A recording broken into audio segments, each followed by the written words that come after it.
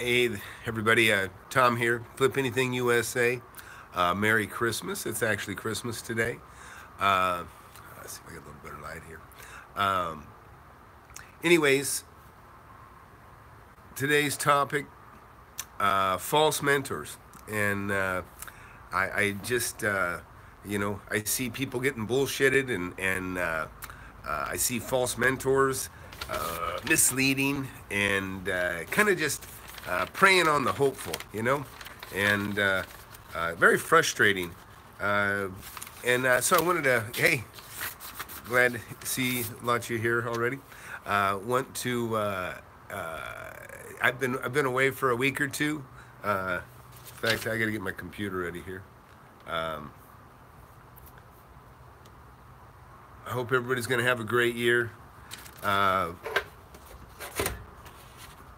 so I'm going to tell everybody here how to make money. Okay? I know how everybody here watching. I don't care if you're aggressive or not. Merry Christmas to you too. I'm going to tell you how you can make, enough to really probably help take care of yourself after 10 to 20 years for sure, guaranteed. I'm going to get to that. Merry Christmas. Thanks, man. Appreciate it. You too. Uh, But first, I want to talk about false mentors. But then I'm going to tell you how everybody here can make money. I don't care if you want to go the lazy man's way or whatever. You know what? I've made money so many different ways in real estate. It's like easy for me. In fact, I've been questioning how much more I can even do any more of this YouTube stuff because I make money with real estate with my eyes closed. And I literally do. I make money with my eyes closed while I'm sleeping now. But I'm trying hard. I made the new Flip Anything app, and I've given it away for you folks, and it's yours, and it's there. But tonight, I just want to talk about false mentors, and then I'm going to kind of tell you a way that y'all can, whether you just tuned in or not, how you can guaranteed get there. And make it, I get frustrated easily, okay? I like take action. I do things quick. I don't have to think about anything very long, and I take action. I know most people aren't built like me. I understand that. There's a tremendous amount of fear out there, and we can talk about a little bit about that too. I call it risk versus reward. In fact, I was commenting on another YouTuber's channel that was one that's a favorite of mine, John Sonmez, Simple Programmer.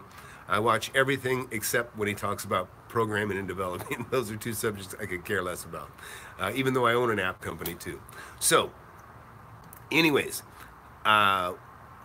if you guys are just getting here, please like and subscribe. Please hit the notifications.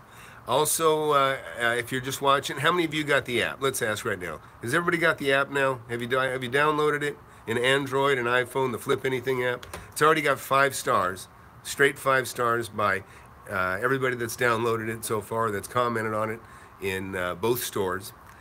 So I'm excited about that for you guys. Right on, man. Glad you got it. If you are just tuning in, from the very beginning of this show, Highland Hedge, you can't miss it.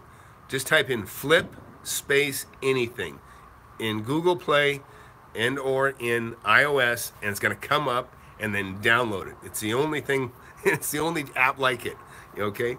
So, anyways, I have been, since I started this thing, I've probably made about, I don't know, $500,000 or $600,000 in the deals that I've shown you guys. And that's actually a slow year for me. A lot of it's because I've been taking a lot more time, and I'm kind of slowing down, and I'm starting to kind of stop and smell the roses a little more, okay? But while I've been doing that, I've been taking it onto myself to kind of mentor people here via video. And, and I tell you, the math boggles my mind. I got about 1,500 subscribers, 1,460 or whatever it is today. But only about 10% of those guys watch regularly. Okay, so I don't understand the numbers, and I don't like to get personally frustrated over it because I do understand a lot about marketing. I do a lot of sales with the other companies that I own, and that's just how it is. There's just a small percentage that actually sticks, so that's fine. But you guys that are watching and that are serious about making money, okay, just watch, and I know a lot of you watch regularly, and I appreciate it, I do. But for number one, go get that app. There's nothing more important. Go get that app. It's one thing that's free, and it'll keep you focused on what you want to do, which if you're watching my show, it's make money. You know, and I've been primarily mentoring people, primarily just on real estate. But locally, I mentor people on everything to do with business. I mean, I have a lot of successful business experience. I have a big company now, and I probably employ about 100 people. About half of them are in China, unfortunately. But anyways, that's not what I'm here to talk about. I want to help you make money the way that I've been making money, the most steadily way that I've made money since I was 19 years old, and that's by investing in real estate, okay? And I'm not selling you anything. Even the app I've made at my own expense, and I've given it away, okay? But I'm actually frustrated at that. I would have expected a little more action from more people, and that it's growing. It's starting to happen. Anyhow, it is what it is. So what I want to say is, false mentors. Okay, that was the deal on this subject. False mentors. I see what impresses, I would like to know what impresses folks when you watch people. I see guys standing in front of leased cars that have zero experience. You know, one particularly talks about standing in front of his Lambo in the garage. And I've already seen the guy talking. He doesn't know nothing about real estate. But it doesn't seem to stop him from telling people a little bit about real estate. So I'm curious about what gets your eye as a mentor. Does the car actually tell you that there's success? I mean, to me, I would think you'd rather see somebody standing in front of a $2 or $3 million building, okay, or you know, or a $500,000 home or something like that. I don't know. I wonder what gets your attention most. Okay, yeah, you got one of them, that's right. Yeah, I've Tai Lopez, I haven't really watched much of him, but I watched him talking to Grant Cardone. I haven't watched a lot of Grant Cardone either, to be quite honest, but I can tell he didn't know nothing about real estate. When I talked to him, when I listened to Tai Lopez talk about, leasing, and he's got a mansion down in, I think it's in Beverly Hills that he leases. What's that going to get him? That's going to get him nothing. He's burning money. And he's saying, yeah, it's cheaper to lease this mansion than pay $33 million for it. Yeah, duh, okay? You probably couldn't buy it if you wanted to, okay? No surprise. You know, back when Carleton Sheets, a lot of this is probably before some of you younger guys, Carleton Sheets had a program on. And it was about making money in real estate. And I'm going to read the comments to you again. And anyways, so I watched it. I'm a real observant guy, you know, and I'm watching Carleton Sheets. And his course, to be honest, was $149. This was 20 years ago. It wasn't a bad course. It really was a decent little course. So I won't knock the course. It had some good information in it. And I thought, you know, one of the key words in there was, he had a phrase, paralysis by analysis. And I use that one all the time. And to his credit, I don't even know if he's still alive, to be honest. But Carleton Sheets, very successful course. Well, he had a car, and I'm talking about the car thing now, because I think he was driving, it was either a Rolls Royce or a Bentley, okay? And he's driving this thing straight on the camera, and it looks like a personalized license plate, and it says Sheets, S-H-E-E-T-S 1, Sheets 1, okay. That's supposed to grab your attention. Wow, this guy's successful. He's driving a Bentley or a Rolls Royce. Personalized plate. Isn't that awesome? Then the next sheet is him turning into the driveway and it cuts off real quick. Well, I had a pretty sophisticated VCR at the time. I freeze framed it, and I stopped it, and I zoomed in, and guess what? There was a different license plate on the back of that car. It wasn't a personalized plate. What he had in the front was bullshit, okay? And unfortunately, so many people fall prey to that. Somebody standing like, you know, yeah, this is my Lambo, you know, let me tell you about getting knowledge out of this book, you know, that he's probably never read. Listen, I like Tai Lopez's personality. I think that's what he is. I think he's just a personality guy. He seems likable enough, and obviously he connects with people.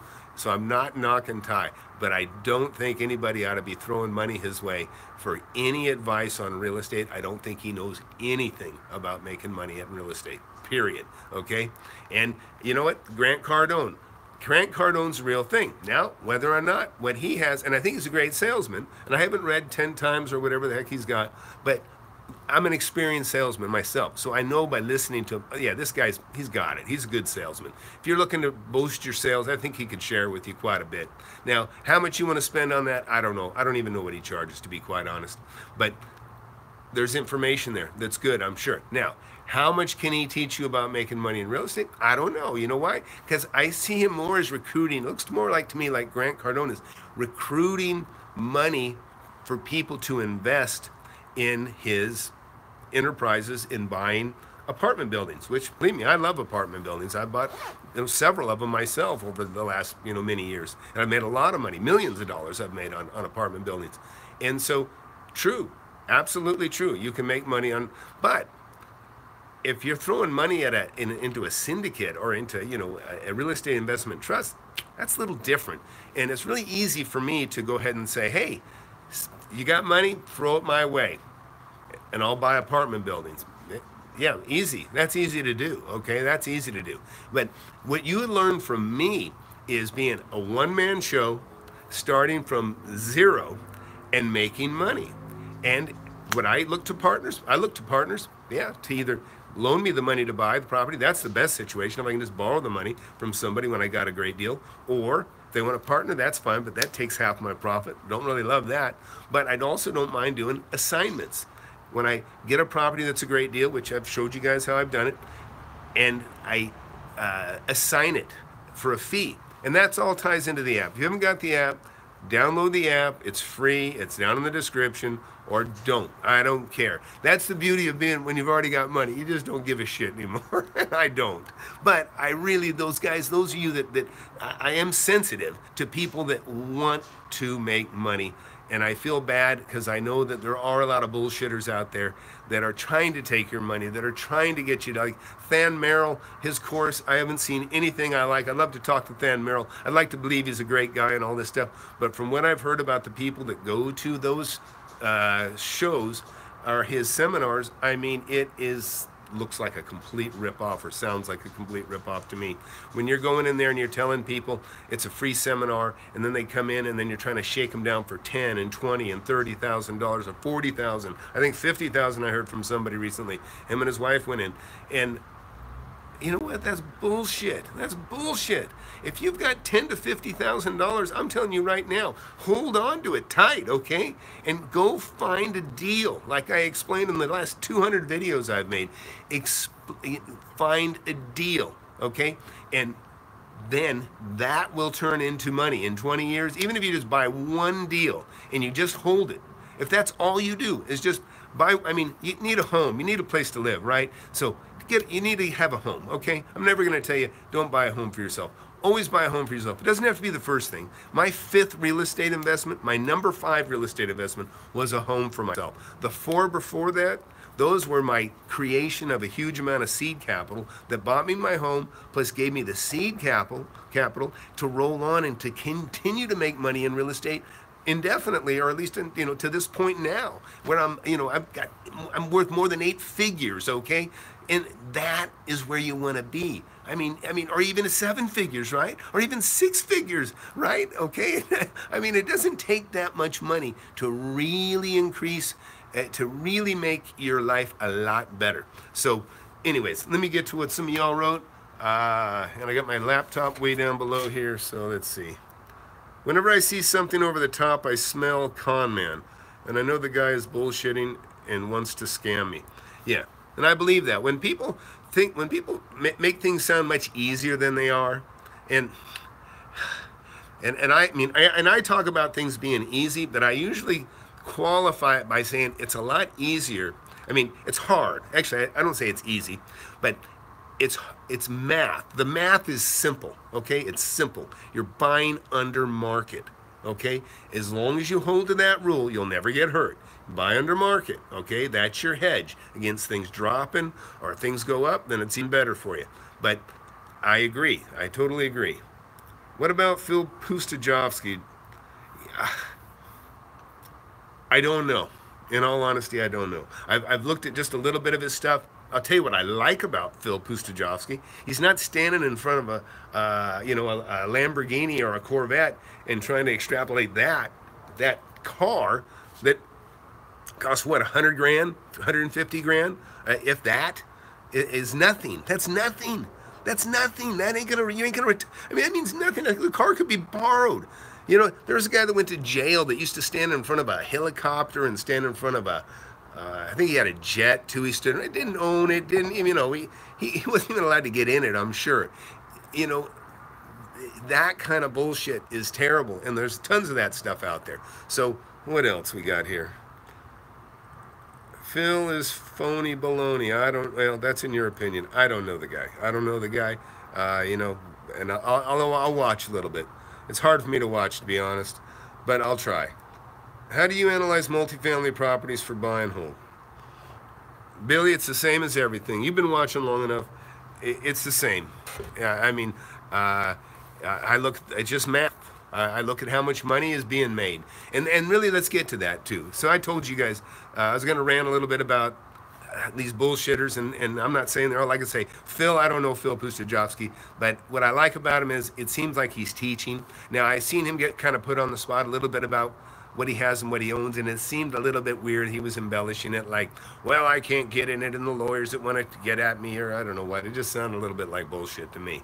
Okay, anyways, so yeah, Merry Christmas to everyone. Hey, please, everybody, like this video. Anyways, but back to, I told you guys, the simplest way. Okay, I talk about buying and selling and getting under market. Okay, but if you don't have, if you really haven't done anything since you first started watching me, you may be one of those guys that isn't, you know, that's just paralysis by analysis. So look, let's just say you're kind of the weakest of the bunch. You're the hardest one to get anything going and make anything happen. Just break it down by math, okay? Look at my app, the app that you can get for free, down low in the description. I have 3 different little calculators I made in there. About, you know, an amortization schedule. Everybody should know how to do an amortization schedule. This does it for you, very simple. And that's basically how many years, what interest rate, punches out what your payment will be. I have some other calculators, but whatever. Don't worry about those right now. There's a deal calculator and another one in there. So it's just math, okay? I have a property. I showed you guys this a few weeks ago. It's one I'm about to put on the market. It's a terrible time during, you know, the Christmas time in December. But I bought that property 15 years ago, okay? Just under 15 years ago. And I actually officed out of it for a little while. I enclosed the garage and I officed out of it because it's not far from where I'm standing right now. And I didn't want to have an office in my house because I had little kids, and the kids are like, why doesn't Daddy want to play with me? He's in the other room. Why does he lock himself in the office? So I couldn't deal with it. So I just bought a house and said, I'll office over here. Now,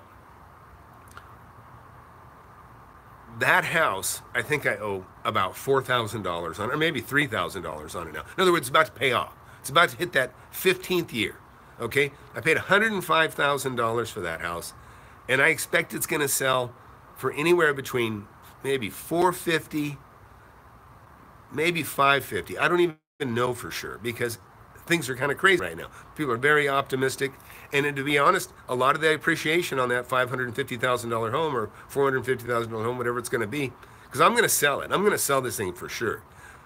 Because I'm not, I mean, I would, even if it had to sell for $350,000, I'm going to get rid of it.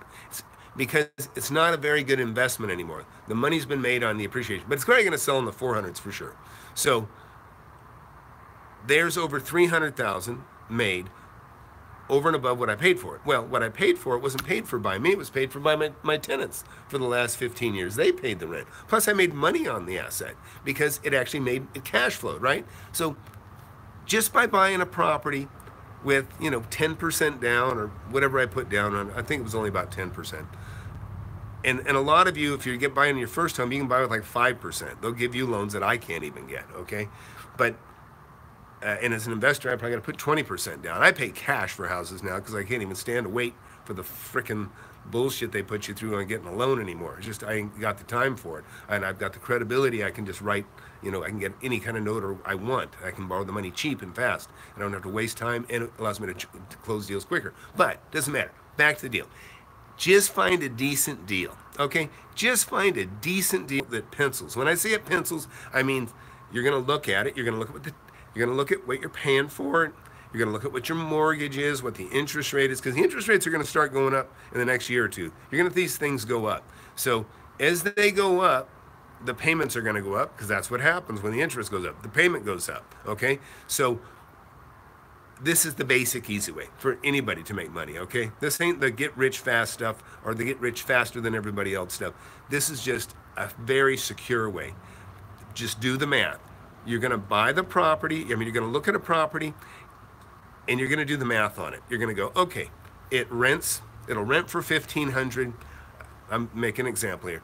It rents for $1,500 and I can buy it for $130,000 or whatever, and I'm going to put 10% down. That's your money. You're going to have to come up with the money. This ain't a zero down deal I'm talking about. You're going to come up with 10% or whatever you need to, maybe 5%, whatever it takes to close that deal. You're going to get pre-qualified, get your loan. I'm assuming you got a decent job, or you're going to find a decent deal. Okay, not even what I tell you to usually look for, 30% off. I'm not even telling you to look for that. I'm just saying, try to find something that pencils out based on what you're paying for it.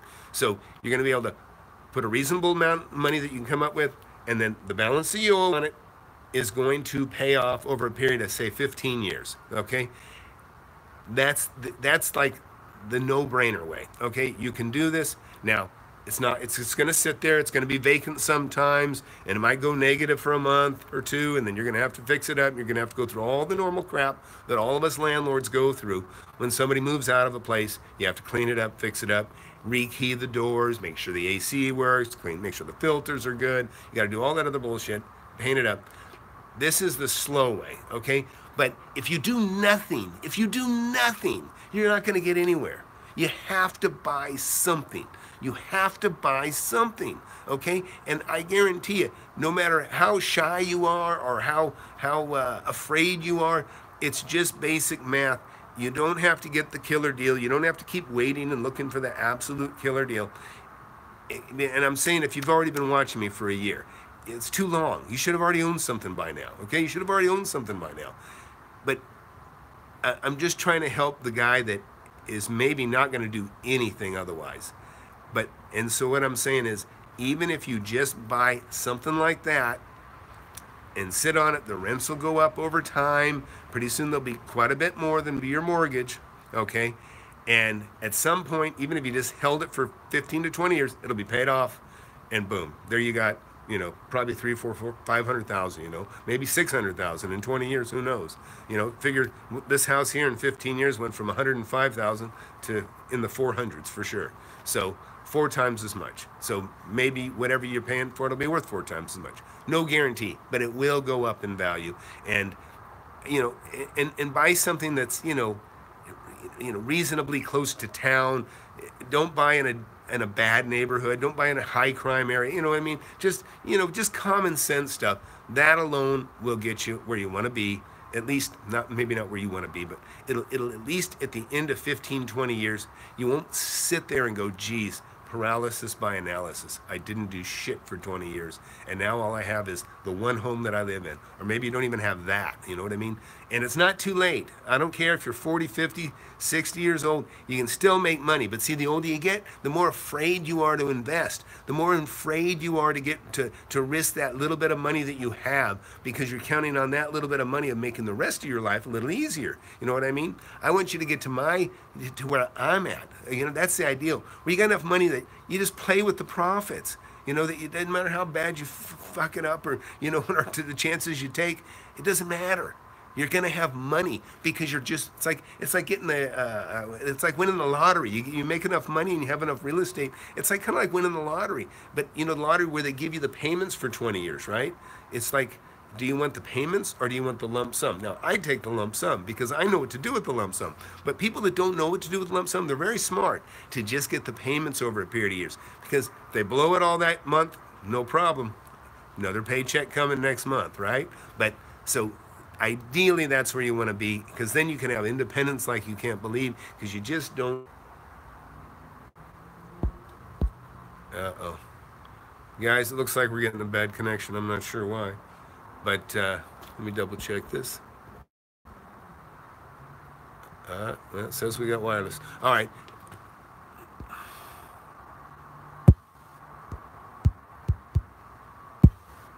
All right, guys, sorry about that. Phone's starting to act up. Okay, so anyways, this buddy guy, he bought like I just told you. Okay, he bought just exactly how I told you. He would just buy a reasonably good deal, and then he would hold it. And then he'd save his money from his paycheck, and then he'd buy another one. Save his money up from his paycheck. He'd buy a house about every, I don't know, in the beginning, probably about every 2 years. He'd save enough for a down payment, and he'd buy a house. Well, after he got about 10 houses, and 10 years went by, the first one was worth quite a bit more than what he paid for it. He sold it, he had a big chunk of money, and then he bought like 10 more. Now he's sitting on 20 houses. That's about the time I met him. Now, this guy was an odd fellow, let me tell you. This guy was so frugal, okay? He would go to an auction and he would buy his food. He would buy food at an auction from the grocery stores. I guess when they have cans that are dented, they send all that stuff off to auction. They can't sell like a dented can of Campbell's soup. If it falls off the shelf and dents or whatever, they just, anyhow, this food would end up at auction anyway. He would buy all of his stuff out of cans. Everything, nothing but dented cans in his cupboards. That's all he had. That's what he used. That's what he ate. Now, it was funny as heck because this is a skinny little guy, and I see him wearing kind of like, I don't know, kind of like the stretchy, bright, I don't know what you call it even, sweats and stuff that maybe somebody kind of big and oversized would wear. And he had weird shirts that didn't seem to fit him.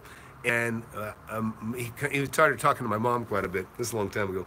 And he told her that he hadn't bought a stitch of clothing in over 10 years. He's been wearing exclusively the clothing that would be left behind in the rentals that he maintained. And this is also a guy that would take a stick of gum and he would rip it in 7 pieces, and that was a week's worth of gum. So I'm not like that at all, okay? I'm not suggesting you be that way, but this is just something. This is just real. But anyways, but even at his pace, he amassed a fortune. Of course, I spent a hell of a lot more money on that, just having fun, eating well, and having vacations and doing a lot of fun stuff with my kids and family. But anyways, just somebody I met. His name was Buddy. I won't say his last name, but great guy. So let's see. What else we got here? As a new investor who hasn't bought his own house, do you recommend I buy my first place condo house, then look for a second property, make it an investment instead of living in my investment property? Yeah, Sean. There's really no rules. And I keep going back to it's just math. The house I moved into was my 5th house that I bought. The first 4 that I bought, and listen, I rented a house for $125 a month, and the bedroom was so small I had to cut my waterbed down to fit in it. So I was kind of like Buddy. I was frugal, but not as frugal as he was. But I kept my living expenses down to a minimum. And to be quite honest, my home was a safe place. It wasn't a great place, but it was just a cheap place I could rent. And it was in a neighborhood. I wouldn't worry about anybody stealing my stuff. And I worked so much anyways. I worked my ass off all the time, every day. I mean, maybe I'd take a Sunday off. I used to dread holidays. Holidays like Christmas and any holiday. I dreaded it because I'd rather work and make money. I loved working. I loved getting paid extra for wherever. And jobs. I've been self-employed most of my life too, so I'd have people that I wanted to work for me too. But it doesn't matter. It doesn't matter if it's a condo, a house, or whatever. The first house that I did buy that I finally lived in, it was like 3,000 square feet. It was on a larger than a 1/3 acre. It was in a cul-de-sac. Had a huge kidney-shaped pool. Had like a sport court, had a jacuzzi. I lived in the top of this place. It was a 5-bedroom, 4-bath. I lived in the top of this place, and I rented out the bottom, or the bottom left wing, not even the whole bottom, to a roommate of mine. I just charged him $500 a month, I think he paid me. And he got basically half of a 3,000 square foot pad that had, all the amenities of a cool hotel. I mean, it was really cool. I had a little basketball court to one side. And again, I paid $145,000 for that house. It was probably worth $250,000 when I bought it. But it was a great deal. And that's what I encouraged. But did it make sense for me to buy that? Yeah, and check it out. I paid $145,000 for that. I think I actually put a full 20% down, so I put about 30 grand down on it, let's say, and because it was because I was young and I just didn't have very good credit. That's why I had to put so much money down. But in interest rates, check this out. Interest rates were 9.25. They're like 3 times as much as they are today, right? So I had my mortgage payment, probably had a 30-year mortgage, and I probably had a payment of, I don't know, $1,100-1,200 a month. But he paid about half of it. But it was worth it. Yeah, I mean, it was worth it. But I went from paying $125 a month to paying $550 or $700 a month. But I'd already, and now I was on my 5th property, the one that I lived in, and I'd made considerable amount of money on the 5 properties that I invested, starting with a partner. Remember, I told you a story. Bought the first one with a partner, made 5 grand, bought, another one, we split it, made, 7,000. The next one he wanted to keep. And so he just bought me out of that one. Then I started buying them by myself. And that's where you can be. So anyways, guys, anybody else got a question? Let's see.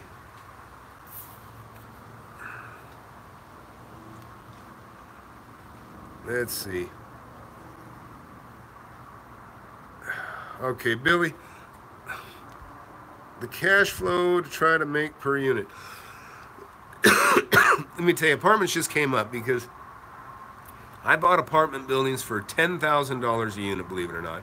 And there was even better deals than that. But I bought these units for $10,000 a unit. I held them for about 10 years because they actually made money. And when I sold that property, I sold it for $55,000 a unit. So I made like $45,000 times 34. So what is that, about $1.5 million? And I had bought another apartment building next door to it, probably for a little bit more than that. I think it was 24 or 28 units. And again, I probably paid, I don't know, I probably paid 15. I probably sold it for 30 a unit because I sold that one a little earlier than the other one. But it boils down to, I can't just tell you flat out on an apartment building. In all honesty, and like Grant Cardone and others say, oh yeah, apartments are the best. And listen, apartments are good. But apartments are work, man. They are work. In fact, let me give you an example. I was thinking about this the other day, and I'll do a video on this. I just rented a tattoo shop, and I'll take you in there. Great guy, just cool. He's like an artist. He's well known actually around the world, I guess. He makes tattoo machines too. So I just rented this, I don't know, 1,000 square feet, and I think the rent's about, I don't know, it's not that much. It's, I don't know. It's under $2,000 a month. Okay, let's just say it's $1,800 a month. Okay, so 1,000 square feet for $1,800 a month. Okay, now compare that, and I paid $100 a foot. I paid $100 a foot for that property. So I paid $100,000 for this unit that I'm renting for $1,800. Okay, now that's a little piece of a bigger building that I own, okay? $1,800, so I'm getting $1.80 per foot per month, okay? Now I got a house that I'm getting $1,800 a month for, and it's almost 1,800 square feet, okay? So I'm getting $1.80 for every $100 a foot I paid for that commercial building. But on the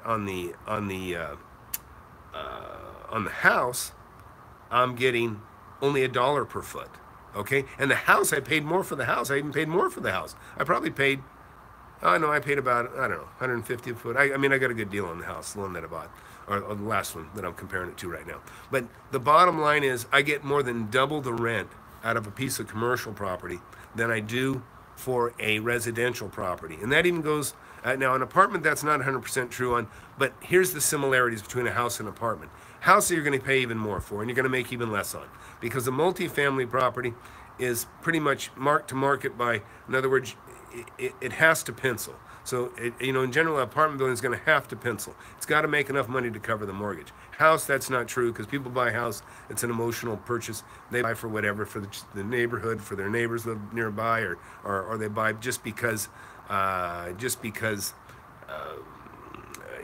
school is right for their kids and that sort of thing. So my point is the commercial property is twice as good a deal per foot. But the other factor is, in a commercial property, You're talking about a slab, no interior walls sometimes. All right, looks like we're offline at the moment. Okay, sorry, but I'm going to cut this because I keep losing signal here. Anyhow, my point is, in a commercial or industrial property, you don't have carpeting, you don't have kitchen cabinets, you don't have bathroom cabinets, you don't have countertops, you don't have any sinks. Like, you have a bathroom sink, you have a garbage disposal, you have a dishwasher, you have all this shit in a residential property.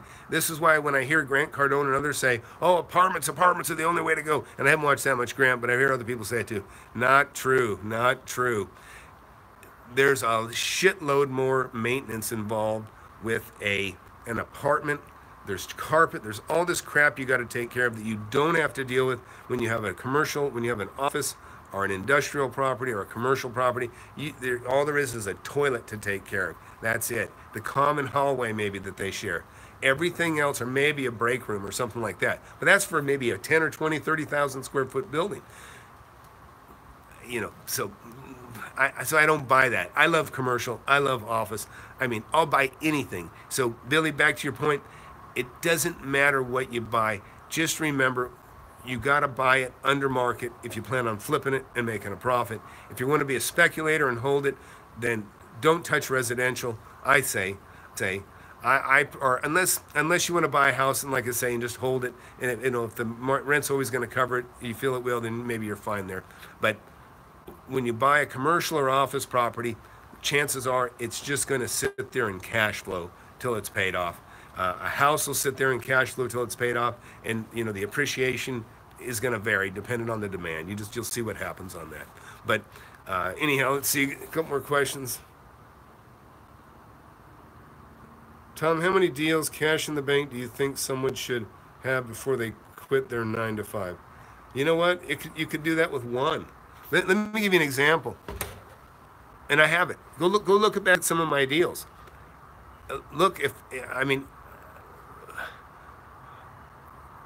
Before you quit, let me tell you, I was a cabinet maker, 9 years, 8 months. That's when I said, fuck it, I'm done. I had a customer come into my office, and I had a showroom for a cabinet shop. And he said, hey, how much for one of these cabinet frames? And I told him, and he said, shit, for that much, I can build it myself. And I said, well, then get the hell out of here and go build it yourself. And I realized, you know what? I got no more patience for customers. I need to be done. And I sold my company. I sold my cabinet shop. And the reason I sold it, though, is because just before that, a buddy of mine said, Tom, he goes, he knew I owned a lot of real estate. He said, Tom, how much real estate? He goes, you own that, right? Yeah. And he goes, and that? Yeah, and that. And he started naming, he knew a lot of my properties, one of my buddies. He said, shit, he goes, you're a millionaire already. He goes, why are you even screwing with this? And that's when I thought, you know what? Well, I made money. My cabinet shop did make money. So that was one of the reasons I screwed with it, okay? But I didn't need it anymore. Sold my cabinet shop, I think, for $250,000. I kept the real estate. I rented the real estate. Then I sold it later on after that deal was done. But listen, in hindsight, I would be much richer today if I'd have just quit earlier, or if I'd have just become a real estate agent. To be honest, I should have just became a real estate agent because I'd have been amongst it. But I don't know. It's good if you got a good job or a construction business or whatever you got. If you've got a cash flow from a good job, that's really gold. That's gold, because the banks respect a job, and the banks will loan you money when you have a decent job. So to answer your question, I would say when you have enough money coming in that you feel comfortable with the cash flow, that it's going to support you uninterrupted, and it's going to still accumulate so that you can continue to buy property. But again, if you have enough of them that are supporting you, that you can have, you can keep turning one or two, and then pretty soon you're turning 10 or 12 at a time or whatever, then that works too. That's totally up to you. That's totally up to you. I say when you get to a point that you can cover yourself, then maybe it makes sense. But to your comfort level, I don't know. If you keep your overhead low, You know, I mean, you can really have your overhead pretty low if you're willing to, you know, live with a roommate or some of that stuff. But if you have kids and stuff, you know, then you got a little higher bar to hit, you know, because you want your kids to be taken care of well, live in a good neighborhood, all that sort of stuff. So, and if you haven't had kids yet, let me tell you, wait till you're 30. Wait till you're 30. I didn't start having kids till after I was 30, and it was good. I was already a millionaire, right? I was already a millionaire when I started making babies. And believe me, in my experience, you'd be a much better father, mother, when you already have your money, and because you don't have near the stress that you have, I just can't imagine doing what I've done to make money. All the deals I've done. And but if you got kids, you're stuck. You got to do it, right? You got to make the money anyways. So, anyways, any other questions? Anybody got anything I can cover before I go? I hadn't done a show on here or a live broadcast for quite a while. In fact, I'm having my boys, my 14-year-old boys, one of them in particular, I have him working on just taking my old. You're going to see stuff that says Redux. I'm having my guys just take the meat of the information out of some of the stuff, because like tonight, look, I ramble, I know I do, I get out. Some people like these little stories, some people don't. Some people want to hear just talking about the meat of making money. What would you do if you did this or that and the other? And so we're just kind of cutting out the dead time out of some of the old programs, and I'm going to let them run through. Let's see, do you see prices continuing to go up in 2018? Well, man, I'll tell you what, there's two things to consider. I see the economy getting way better, and I see a lot more money flowing. I love Trump. I think he's like the best president we've ever had. We've got corporate rates going from 35% to 21%, because I own some big property, and I own thanks. I enjoy the company too, but when the corporate rates dropping as much as they have, believe me, when you hear them when you hear the Democrats saying, "Oh, this is terrible. This is big business getting a break," that's bullshit. All the big corporations that you hear, the big ones, they're not incorporated in the USA. They're incorporated outside the USA already. They already get the best tax benefits in the world because they're not in the USA. So this corporate tax dropping from 36% down to 21%, that helps companies like mine and millions across the country, because it allows us to leave money in the company. It allows us to leave money in the company instead of having to push it out, because you don't want to pay 40% tax on your earnings. So what do? You pay it to yourself, you pay it to some of your employees, maybe give them some more. But if you've got the more money that you have tax-free, it allows you to invest in more, make a bigger building, keep more inventory, buy more inventory, expand, take chances, expand the business.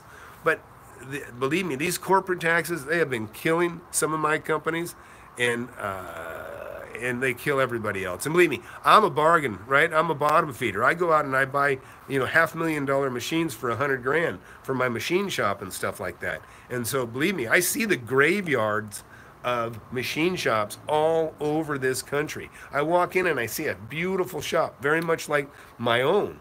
And guess what? The difference is this guy's belly up broke, and I'm buying the machines he bought brand new, and I'm buying them for peanuts because he couldn't make it. And I know it's busting him and killing him. It's because we got all the Chinese and the other foreigners. They're allowed to bring their goods into our country tax-free, okay? They can bring the goods into our country tax-free. They can go into a warehouse in our country. That warehouse, as long as they sell over state lines, they don't have to charge tax. So they can essentially, China's bringing in all kinds of good in our country tax-free. It's ridiculous.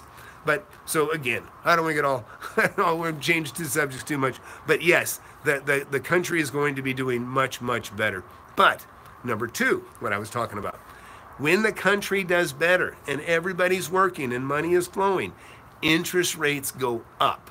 Okay, interest rates go up, and we still have a country that is not how much. I'm how much. I'm like, how much is it? Most people are how much a month. How much a month? When people buy a car, they don't really care how much the car is. They just want to know how much a month, how much is the payment a month. And that's what they are in real estate, right? But when you're an investor, when you go to sell something, or when you buy something, you want to know how much a month is it, so you can pencil it against the rents you have coming in, right? So it's a double-edged sword. So I don't know which is going to hurt us first. If the interest rates went up rapidly right now, that would really hurt real estate, because like I've got a building I paid $2 million for, 2.1 million recently for, and the sister building right next door to it sold for 4 million right after I paid 2.1 million, like a year and a half later. So basically, I could sell my building for 4 million if I sold it to the same people. Now, do I think it's worth 4 million? No, I think he paid too much, and I know I got a great deal. But in between there, say 3.5 million, yeah. But if they raise the interest rates, nobody's going to be able to afford to buy that, because if somebody else needs a loan to buy it from me, they're not going to be able to. They're not going to be able to handle a mortgage, because the mortgage is, if they're paying 5%, 6%, 7% interest, that makes their payment go up. So it's not going to pencil for them.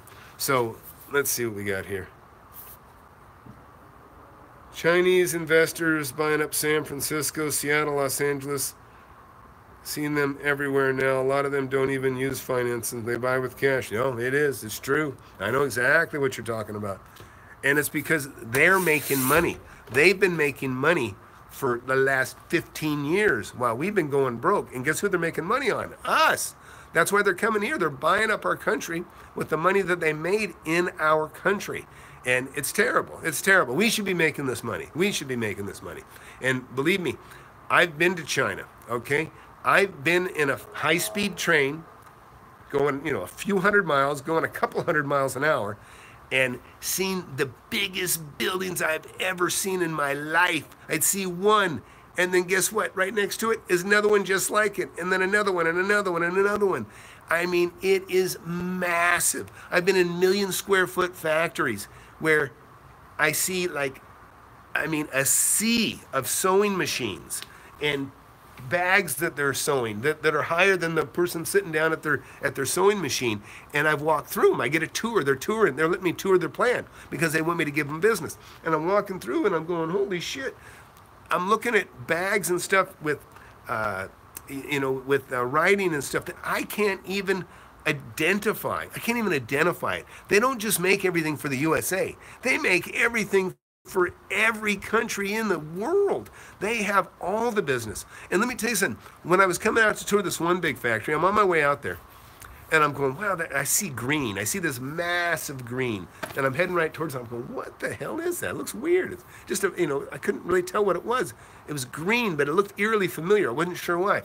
Guess what it was? This is in Ningbo, China. Look up Ningbo, China. It's a mass of John Deere tractors as far as the eye can see, okay? I mean, there must have been, I don't know, maybe 100 acres of John Deere tractors, okay? And nothing more American than John Deere, right? John Deere green, like the song. That's what I saw. It's just unbelievable how much business friendly, how much business smarter they are.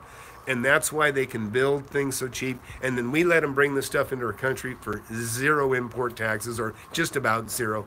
And then if we sell over state lines, it's zero again. And then guys like me that were manufacturing, when we send it that way, they charge 25% on all of our goods that are going into their country before it can even get off the boat or the plane. 25%, or it ain't coming in, It's not fair. But Trump recognizes that, and he's kicking the shit out of the deals now on their side and starting to make it fair. And believe me, lowering that corporate tax rate is going to make us more competitive. You're going to be able to buy more USA goods, but it's also the next barrier he's got to break down is he's got to make them pay as much tax to bring it into our country, or he's got to get them to lower their tax closer to the zero that we charge them, because then we can compete over their lines as well. Another thing I think the USA does is subsidizes their shipping into our country. They subsidize it, so it's cheaper for them to ship this way than for us to ship that way. So anyhow, I could rant about this shit all night, but let's see what else we got here.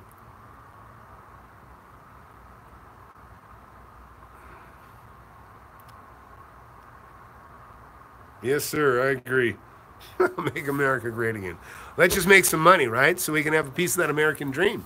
So anyways, hey, thanks for watching. You know what, man, I really appreciate it. I like you guys, and I want nothing more than just for you guys to make more money. But I'm going to be doing less of these things because, to be honest, I've made about 600 grand probably in new deals for myself. That's small. That's not enough for me. I like to make more than that each year, and I got bigger stuff I want to do, and. But I'm having my kids, like I say, rehash the stuff that was before. Every once in a while, I think about doing a mentoring thing. You can tell me what you think about this. I've thought about maybe charging, make kind of more like a club here, right? I got the app. I can tie you into the app where we can, share deals back and forth. Yep, you're right. It is. It is for the boys. Absolutely. And that's why I have my boys actually editing now. But now my boys are 14, and they're actually old enough that they can do this. And I think I have enough down that the boys have it. And I think that especially when they start editing and cutting it down, nothing's going to drive it into their head better than that. In fact, I asked one of my boys, I said, son, what do you think you want to do when you get older? He goes, Dad, I want to do what you do. So I think it's already caught on. So I've almost accomplished my mission about relaying my experiences to my boys. There's more. I haven't covered it all, but but I feel for you guys. I know you guys want to make money, and I get the emails from you, and I get specific questions. Sometimes I get terrible questions, make me think that some of you haven't even watched the videos. But I understand, and I'm here and we're talking, and like I say, we do this stuff live. I mean, I like questions because it's for the benefit of everybody watching, okay? And that's why I prefer answering questions live like this than in an email. So if it's in an email, then just you get it, okay? If it's here, everybody gets the benefit of my answer or not, whatever. So anyways, guys, I'm gonna call it a night. So Flip Anything, be sure to get the app. If you just got here and watching for the first time, welcome. Watch the old videos. The new ones will start being regurgitated with more stuff, more meat in them. And but also, please please subscribe. That makes me rise closer, and we'll get more vision. More people will see it. And I see another question here. Thanks, Tom. Appreciate it. Downloaded the app. We'll be starting soon. Getting more confident to invest. You do, man. You got to start, guys. It just kills me. That's why I kind of made this dumbed down program today, saying, you know what? Even if you can't get the 30% deal, just get something. Get something. Because if you do nothing, the show I was watching earlier over at Simple Programmer, which if you get a chance, Simple Programmer, John Sonmez, great guy. I like him. He talks about things outside of programming that I think are good. That a lot of, come to a lot of young men's, questions on their mind, talk about confidence. He's got a lot of stuff he talks about. I really like him. But anyways, he was talking about calibrating, which in my sense, it's just simply risk reward is what I call it. And that is, there's certain risks people consider risks. A lot of people, I think it's just, people are afraid to go outside their comfort zone. Listen, doing something that's uncomfortable is not a risk. It's not a risk, okay? Listen, I used to go, when I want to go meet a girl, okay? I remember being in a bar. And I'm sitting there and I see guys walking over to these two pretty girls sitting at the bar. Each time they walk away, then they say something, and then next thing they're walking away. They're asking these girls to dance. The girls don't want to dance. They don't want to dance, okay? So I walk over and I said, hey, what's up? You want to talk? Can I sit here and talk with you? They're, yeah, take a seat. They go, yeah, everybody keep asking us to dance. We don't want to leave each other. We want to keep talking. But yeah, you're welcome. So I sit there, end up talking to them. They both come home with me, have a great time, made good friends. It was awesome, okay? What was my risk? Walk over and get turned down? What's the risk in starting a business and failing, right? You could borrow a bunch of money. Don't do that. You should never start a business with borrowed money. But I'm saying, step outside your comfort zone. Do something. If you don't do something, nothing's going to happen, okay? So if you try and nothing happens, you lose, right? But if you don't try, nothing's going to happen. So it's a guaranteed loser if you don't do anything, okay? But if you try, the risk reward, right? A little risk. And that's why I'm trying to give you sensibility so that you can make a good decision when you do something. But that's why I say, do the math on it. If you do the math on it, it won't be a risk. It's just, it's a calculated decision. And you're going to do it, and maybe you're going to make some money, and maybe you're going to make a lot of money. But if you do nothing, you won't make any money. Nothing's going to happen. That's guaranteed. So anyways, that's my take. So, hey, Flip Anything USA, be sure to subscribe, like, hit the notifications if you like doing this live stuff, because I never set a time. I just kind of do it when I feel like it or can. So thanks for watching, and get the app. Take care. Bye.